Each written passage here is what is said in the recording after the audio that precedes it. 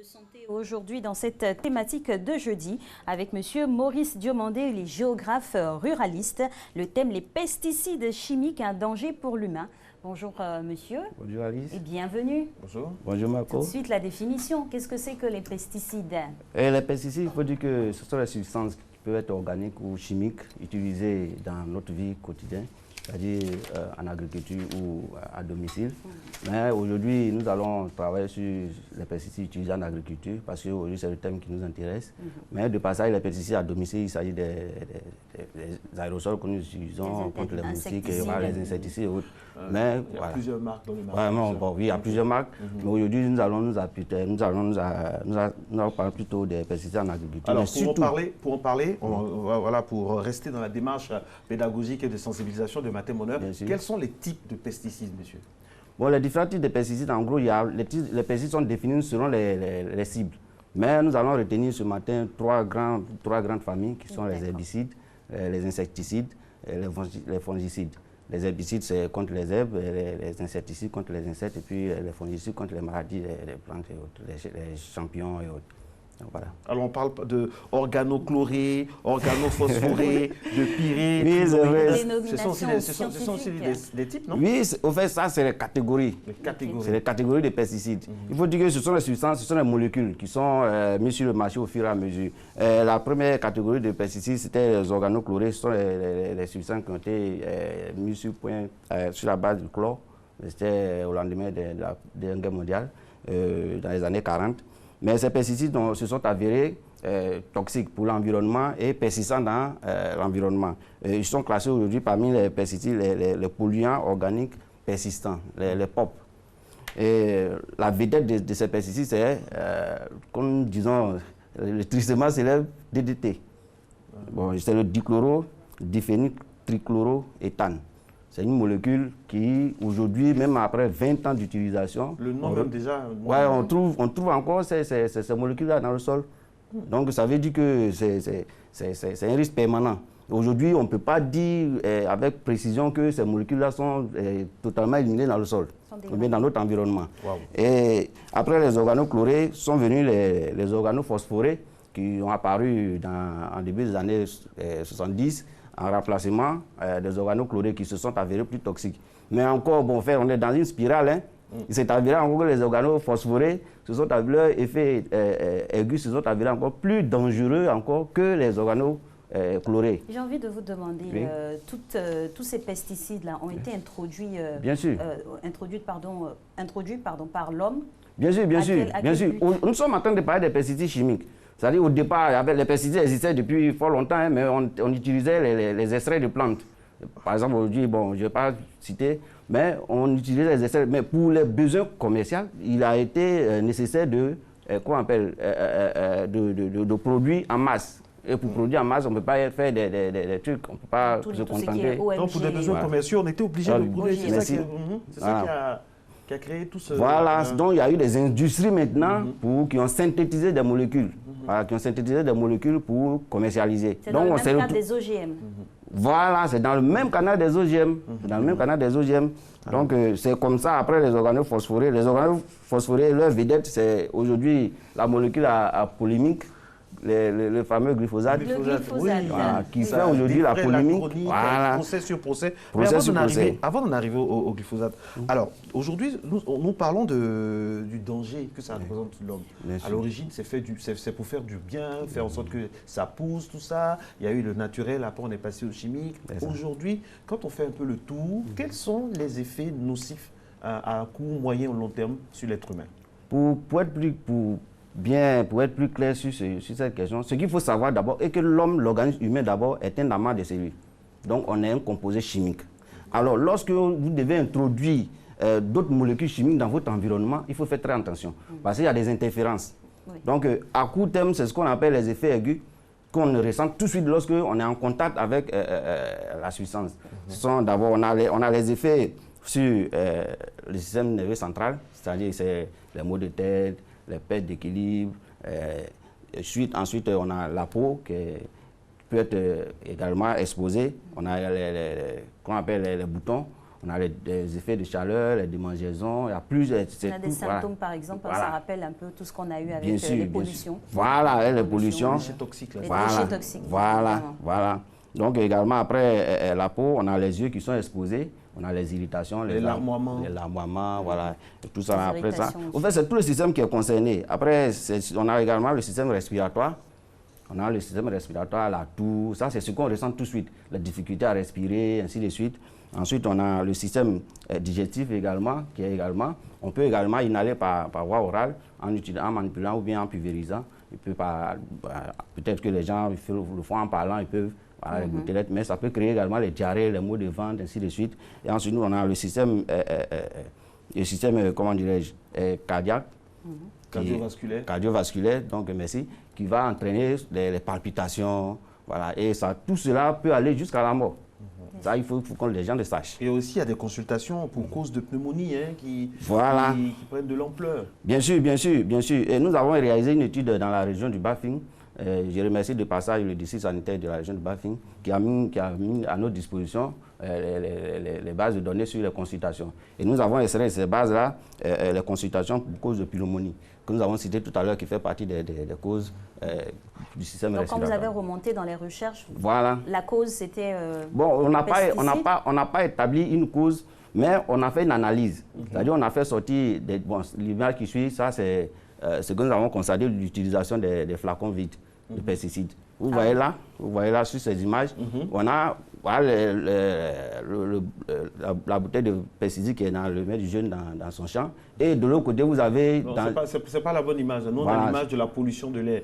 Mais on va revenir grâce au... Il y a le diagramme de consultation pour cause de pneumonie. C'est ça que vous étiez en train de commenter. Voilà, c'est ce qui était en train de commenter. Donc, vous voyez là, ça c'est déjà un danger. Parce qu'au village, les gens se disent quoi? Ils disent, bon, écoutez, c'est les flacons, on utilise, je peux mettre, une fois on a vidé, on rince avec l'eau, bien on lave avec du savon, on se dit, bon, c'est propre. Or, il est avéré. On se rappelle, il y a eu même un reportage cette année où toute une famille a été décimée pour ce genre d'utilisation de flacons vides de pesticides. Bien sûr. Ça dit l'importance aussi. Moi, je suis très heureux que vous passiez sur ce plateau parce que c'est dit l'importance de l'explication à nos parents. Voilà. Les premiers concernés, là, c'est eux. Est-ce qu'il y a une stratégie qui accompagne, qui les aide pour qu'ils puissent mieux savoir? Parce que la plupart du temps, ils ne sont pas allés trop loin dans les études, ou bien pas du tout. Est-ce qu'il y a des structures qui les accompagnent, qui les éduquent, entre guillemets, par rapport à tous ces dangers-là?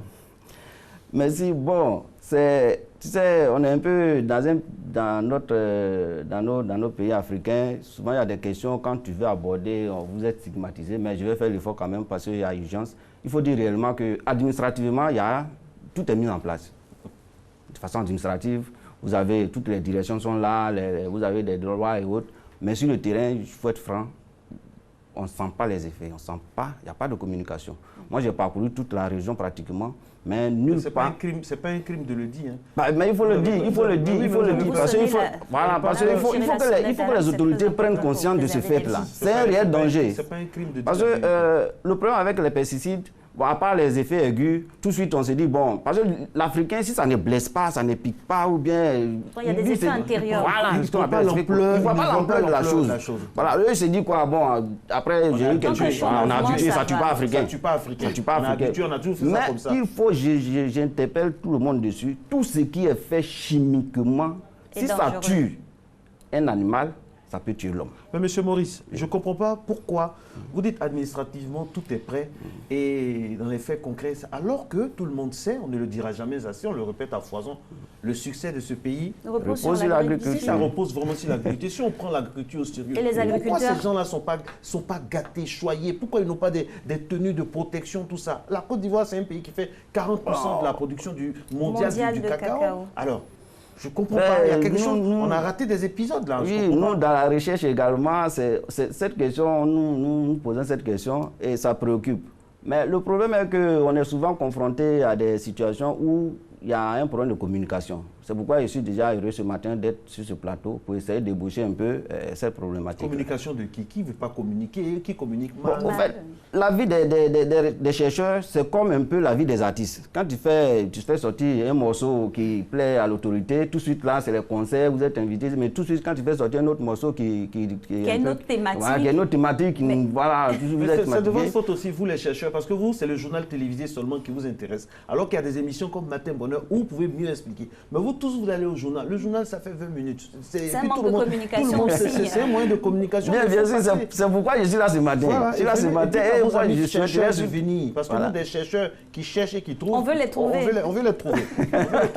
Non, mais c'est la Les chercheurs cherchent, ils trouvent. Les résultats sont là. Mais comme je l'ai dit tantôt, quand ça n'arrange pas, on ne vous permet pas. Comment un résultat pour le bien d'un pays ne peut pas arranger une autorité? Oui. Dites-nous quelle autorité ça n'a pas arrangé. Donnez-nous un exemple concret sur ce plateau. Et l'autorité peut-être va venir s'expliquer aussi demain. Vous me donnez l'occasion d'interpeller, puisqu'il y a un conseil des ministres qui aura lieu le mercredi prochain. Je voulais vraiment interpeller les autorités sur ce problème-là. Parce qu'aujourd'hui, quand vous arrivez dans le milieu agricole, c'est ahurissant. Les gens l'utilisent comme si c'était du parfum. Bon, le monsieur se lève le matin sans aucune protection. En même temps, moi aussi, j'ai pu voir sur nos antennes des campagnes de sensibilisation pour les populations pour l'interdiction de ce genre de pesticides à usage personnel. Administrativement, il faut comprendre quelque chose. Mais il y a de la communication qui est faite, peut-être qu'elle n'est pas accentuée. Il faut comprendre quelque chose. Nous sommes à Abidjan ici, on a accès à la télévision à tout moment. Mais quand vous arrivez dans les campagnes, aujourd'hui nous sommes à Matin Bonheur. Je suis en train de parler des pesticides, mais il y a combien de paysans aujourd'hui qui me suivent à cette heure-là? Ils sont déjà partis au champ. Donc il faut des campagnes de proximité, il faut la présence. Comme j'ai dit, administrativement c'est fait. Mais quand tu vas sur le terrain, il n'y a pas de présence. À 14h, donc il y a des paysans qui sont en train de venir. C'est pas évident. Moi-même je suis paysan d'origine. Donc il faut organiser. Il faut organiser. Quand je prends par exemple. Il y en a qui vont passer le message. Au moins une personne dans une famille paysanne va voir, puis ça va aller. Mais quand je prends par exemple les structures en charge de la gestion des pesticides, nous avons les comités qui sont installés dans les régions.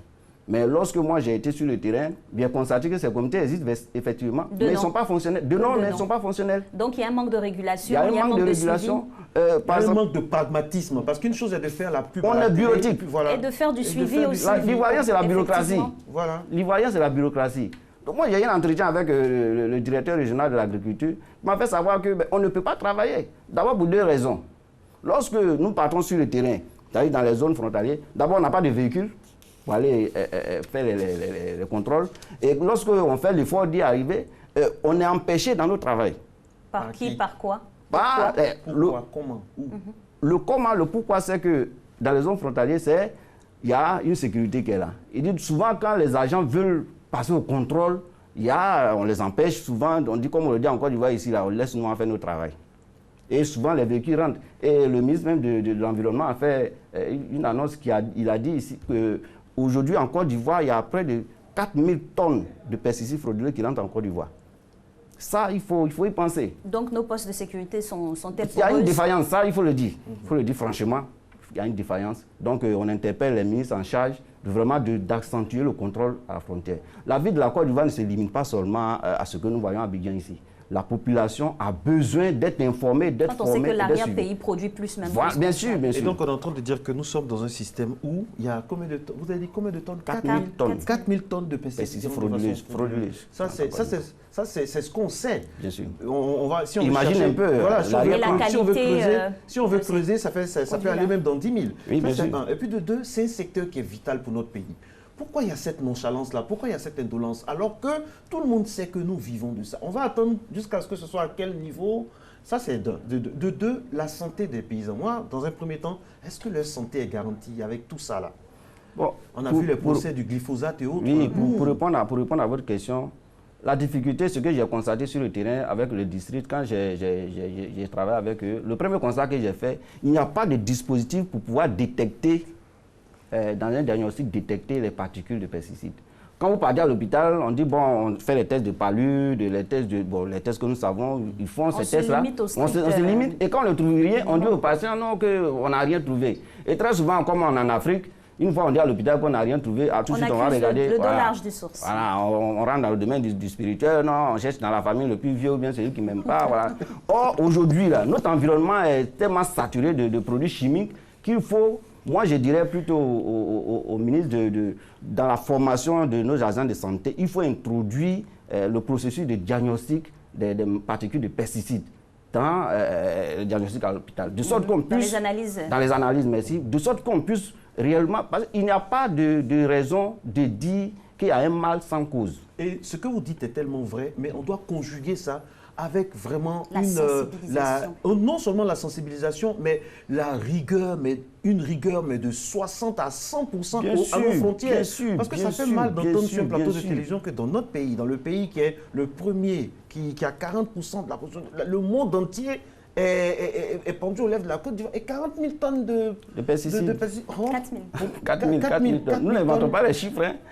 Ce sont des chiffres qu'on peut vérifier. Qui sont vérifiables. Donc, il faut la sensibilisation conjuguée à vraiment faire en sorte que nos frontières aussi... Voilà, suivez la sécurité, il faut suivre, il faut les besoins. Au fait, ce qui échappe souvent, moi je le dis souvent, ce qui échappe aux autorités, on a l'impression que, comme on est à Abidjan ici, tout le monde s'exprime bien en français, on a l'impression que tout le monde comprend ce qui est dit à la télévision. Il faut adapter notre communication. Il faut adapter la communication. Former les gens, les agents sur le terrain qui sont vraiment en contact avec la population. Vous avez eu des paysans que vous avez interrogés, ils disent quoi? Qu'est-ce qu'ils veulent concrètement? Qu'est-ce qu'ils savent déjà de ces pesticides-là? Et comment ils appréhendent ça? Est-ce qu'ils savent que, par exemple... Et puis, il y a ce qu'on voit là, et puis il y a d'autres choses qui passent sous le manteau, qui sont encore plus dangereuses. On dit que ça fait pousser rapidement. Comment ils appréhendent ça? Et puis comment... leur solution? Eux, comment ils pensent qu'on peut régler ça? Eux, ils voient ça en termes de solution d'abord. Il faut parler de cette base-là. Les paysans voient les pesticides comme une solution. Ils ne voient pas ça comme un problème. Et quand tu leur poses le problème, c'est ce que j'ai dit tantôt. Ils se disent, ah bon, c'est sûr, après on a quelques brûlures, on a mal à la tête, mais après ça passe. Mais ça passe. Parce que ce qu'il faut savoir avec les effets aigus, lorsque déjà vous sentez les effets aigus, ça veut dire que vous avez ces substances sont introduites dans le corps. Depuis longtemps. Voilà, non, déjà même, ça veut dire la réaction, parce que si la réaction, par exemple, après la pulvérisation, que vous avez mal à la tête, vous devez savoir que vous avez déjà, la substance est dans votre corps. Maintenant, il faut se poser maintenant la question, à long terme, qu'est-ce que ça va provoquer? Mais quand vous interrogez la population dessus, eux ne savent rien des pesticides. Ils voient ça comme un produit qui vient alléger leurs tâches. Avant, nos mamans, c'était nos mamans qui étaient chargées de faire les saclages à la main. Aujourd'hui, la maman, souvent les femmes même se lèvent pour aller faire l'épandage. Ce qui est extrêmement dangereux. Et je crois que dans la ligne, nous allons également, j'ai eu à également faire un graphique sur les consultations pour les raisons d'avortement spontané. Je ne parle pas d'avortement, l'avortement spontané. Ou avortement tardif. Voilà. Toujours dans le district dans le district, oui, dans le Bafing, toujours dans le Bafing. Puis c'est là-bas j'ai fait mes investigations. Toujours dans le Bafing. Et le graphique se présente de sorte que les périodes d'augmentation du volume de consultation d'avortement correspond aux périodes d'utilisation des pesticides. Par exemple, quand vous prenez... Il y a une incidence sur les grossesses. Voilà. Quand vous prenez par exemple du mois de mars, fin février, mars, avril, mai, vous avez un volume élevé de cas d'avortement. Et ce volume élevé-là, c'est lié au fait que pendant cette période-là, les paysans préparent leur périmètre agricole pour donc les femmes enceintes sont exposées. Les femmes enceintes aussi, puisqu'elles ne savent pas. Oui. Très souvent, aujourd'hui, les femmes sont beaucoup dans l'agriculture. Oui. Aujourd'hui, il y a une concurrence rude quand vous partez sur le terrain. Donc, ça fait que ces effets-là sont plus ressentis dans ces périodes. Et quand vous voyez à la fin, vers le mois de juin, il y a une légère baisse parce que les champs sont déjà labourés et autres. Mais en août, ça reprend encore parce que c'est le deuxième traitement. Mais il faut lutter contre les herbes. Et c'est les femmes encore souvent qui sont très souvent sur le terrain pour utiliser ces pesticides. Donc voici un peu. Justement, vous avez ébauché plusieurs solutions qu'on pourrait avoir. Notamment, parlons toujours des pesticides qui rentrent de manière frauduleuse. Est-ce qu'il n'y a pas une sensibilisation à faire au niveau des agriculteurs pour identifier ce qui est bon de ce qui n'est pas bon? Le bon grain du livret. Bon, moi, avant de parler du bon grain, du mauvais grain, il faut d'abord... C'est comme quelqu'un qui est en train de saigner, il y a une hémorragie. Il ne faut pas commencer par essuyer le sang. Il faut d'abord arrêter l'hémorragie. Moi, je pense que c'est l'autorité qui doit d'abord agir. Parce que c'est eux qui sont les garants de notre santé, de notre bien-être. Donc c'est à eux d'abord. Il faut d'abord éviter que ce produit-là entre sur le territoire. Mais on n'a pas évité, c'est rentré. Maintenant, on n'a pas évité que c'est rentré. Alors qu'est-ce qu'il faut faire? Dans l'urgence, c'est ce qu'il disait tantôt, il faut mener des campagnes de proximité. Des personnes, voilà, c'est l'image pour les cas de grossesse. Oui, le graphique que vous avez expliqué. Voilà, comme vous voyez que aux environs... On va revenir, mais on peut décrypter plus tard. Ne détournons pas, parce que bon, d'abord, donc je autorités. Les autorités doivent arrêter l'hémorragie. Et parer au plus précis. Aujourd'hui, le plus précis, c'est quoi? Les campagnes de sensibilisation ne doivent pas se limiter seulement à Abidjan. Voilà, Abidjan, dans les médias. Il faut que les agents aillent avec les paysans ou dans les champs, intervenir dans les champs, leur montrer comment on utilise. Parce que la question se pose d'abord dans l'utilisation. Comment utiliser? Ces substances ont été mises sur le marché, mais il y a des mesures de sécurité qui accompagnent. Il y a des équipements de protection individuelle. Les équipements de protection individuelle qui partent des plus simples aux plus complexes. Par exemple, déjà avec les cache-nez, c'est déjà bon pour éviter d'inhaler. Maintenant, ce que j'ai constaté aussi avec les équipements de protection, sur le terrain également, on n'en vend pas. Et quand j'ai interrogé les commerçants, ils m'ont dit que nous cherchons l'argent, on vend ce qui marche. Donc, voici un exemple d'équipement de sécurité. Voilà, voici un exemple d'équipement de sécurité. Donc, vous voyez tout ça. Ça, c'est ce qu'il faut. Ça, c'est normalement comme ça. Normalement, comme ça, il faut s'habiller pour aller faire traiter. D'abord, pour le mélange, la préparation de ce qu'on appelle la bouillie, ensuite l'épandage, c'est comme ça qu'il faut s'habiller. Mais à défaut de ça, d'abord, ce qui est plus simple à faire pour les paysans, il faut porter des manches longues, des chemises manches longues qui couvrent pratiquement tout le bras, des gants qui sont remontés sur la manche, les bottes qui sont à l'intérieur du pantalon, pas à l'extérieur. Mais une combinaison comme ça, vous avez toutes les informations, ça peut coûter combien? Bon, ces combinaisons, je ne vais pas...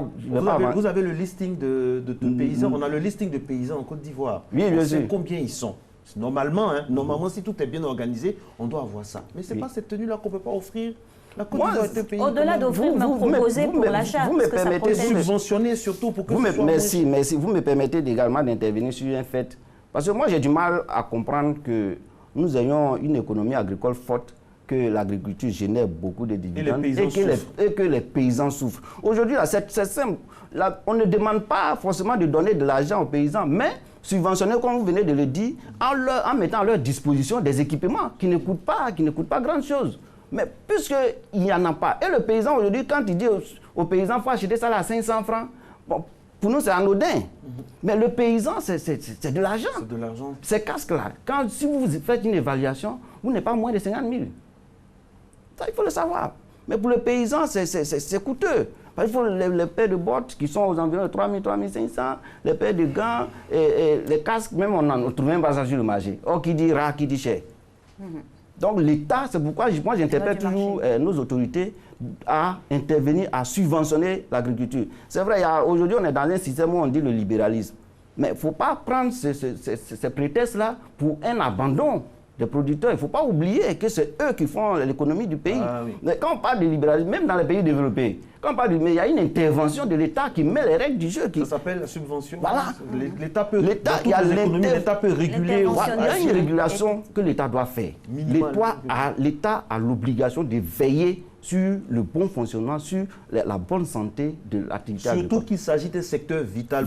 On n'en a même pas besoin d'en parler, même ça doit être naturel. Aujourd'hui, l'État, notre économie est suffisamment stable pour ne pas pouvoir mettre à disposition des paysans ces équipements. Officiellement. Bon, moi je le dis, parce que nous on se voilà, nous on est un peu loin, on ne sait pas tout, on n'a pas tous les chiffres. Alors pour récapituler, les pesticides, M. Diomandé, chimiques sont un danger pour l'humain. Ça tue quand notre c'est mal économie. utilisé. Ça tue l'économie. Bon, mal utilisé, moi je dirais surtout les pesticides, il faut faire très attention. Mal utilisé, oui. Quelle alternative? L'alternative aujourd'hui, c'est d'aller vers les pesticides bio. Organiques. Voilà, les pesticides organiques. Mais le mieux à faire, c'est d'informer. Parce que les pesticides sont devenus comme les véhicules. On connaît le nombre d'accidents de véhicules. Pourtant, on n'a pas interdit aux gens d'acheter les véhicules, mais de rouler. Mais qu'est-ce qu'on dit? On dit formez-vous à la conduite et au respect des codes de la route. Donc ce qu'il faut faire, c'est, moi je le dis, dans les universités. Et regardez, nous sommes un pays agricole. Est-ce que vous savez combien d'écoles agricoles il existe en Côte d'Ivoire? Les écoles agricoles qui existent, pour y entrer, il faut passer un concours pour un pays agricole. Moi, je trouve ça un paradoxe pour moi. Moi, j'ai décidé de faire l'agriculture parce que je suis fils de paysan d'origine. Et quand je suis arrivé à l'université, j'ai décidé d'étudier l'agriculture. Mais ce que je voulais surtout dire, c'est qu'il y a des filières agricoles qui soient dans nos universités. De sorte qu'on dit qu'il est docteur en agriculture, ou bien il est docteur, il est spécialiste en cacaoculture, spécialiste en riziculture. Et comme ça, quand ils viennent à la Côte d'Ivoire, ça fait du poids. Ça fait du poids. La Côte d'Ivoire, au niveau agricole, dans le monde, n'est pas n'importe quel pays. Quand on parle souvent dans les exposés à l'international, quand on présente le secteur agricole ivoirien, mais les intervenants, il n'y a pas d'experts qui interviennent en agriculture. On voit souvent dans les stands, c'est les commerçants, ceux qui commercialisent le cacao qui interviennent, mais il n'y a pas de spécialistes de la cacaoculture qui puissent venir expliquer. Il y a des chercheurs aussi. Non, je n'exagère pas. Ce que je veux dire, Marco, aujourd'hui, vous n'allez pas trouver à l'université une filière pour dire ça, c'est la filière. Il y a des spécialités dédiées. C'est-à-dire, quand tu finis ta formation, par exemple, moi, je suis géographe de base. Quand j'ai fini, j'ai décidé de me spécialiser en agriculture. C'est ce que les gens font. Mais aujourd'hui, quand je dis je suis géographe, il y a pas aujourd'hui, tu ne vas pas voir aujourd'hui une UFR pour dire que c'est l'UFR de l'agriculture. Okay. Où vraiment on étudie l'agriculture. La terre et tout. Voilà. Et les SVTO, ça ne se rejoint pas? Ça se rejoint, mais moi je voulais dire pour la place que l'agriculture... L'exclusivité, oui. Il y a une exclusivité. Il faut éviter que l'accès à la formation à l'agriculture soit par concours. Ce n'est pas... En Côte d'Ivoire, l'agriculture ne doit pas être pour les écoles d'excellence. Moi, c'est ce que j'ai dit. Ça doit être vulgarisé. Ça doit être vulgarisé. Même depuis je vais vous donner par exemple un exemple simple. Un exemple simple qui peut être une solution. Vous prenez par exemple au Ghana. Du Ghana jusqu'en terminale, le monsieur, il a un métier. Mais en Côte d'Ivoire, ici, prenez nos systèmes éducatifs. Du CP1 jusqu'au doctorat. Il étudie seulement. On étudie. Mais on étudie quoi? On ne connaît même pas comment notre économie fonctionne. Bon, là, ça n'a rien à voir avec les pesticides. Mais moi, moi, j'aurais souhaité... J'aurais souhaité vraiment... Parce que ça fait partie de l'actualité au niveau du système éducatif, que les réformes qui vont venir tiennent compte de ça. De sorte que celui qui sort du circuit en troisième, il sache ce que c'est que l'agriculture. Quand il va se lancer, il peut s'orienter naturellement. Et avoir un métier. Mais aujourd'hui, on parle du retour dans l'agriculture, mais les jeunes retournent avec un bagage. C'est clair. Ça, c'est une très bonne chute, très bonne conclusion. Merci infiniment, M. Maurice Diomandé. On espère que votre intervention a attiré l'attention des uns et des autres afin que les souffrances de nos parents paysans soient atténuées des effets des pesticides chimiques. On espère qu'on n'a pas mis de pesticides dans votre matinée, ça s'est bien passé. On salue de tout cœur nos braves parents paysans à qui nous souhaitons une bonne journée et puis beaucoup de courage. Bon courage à vous.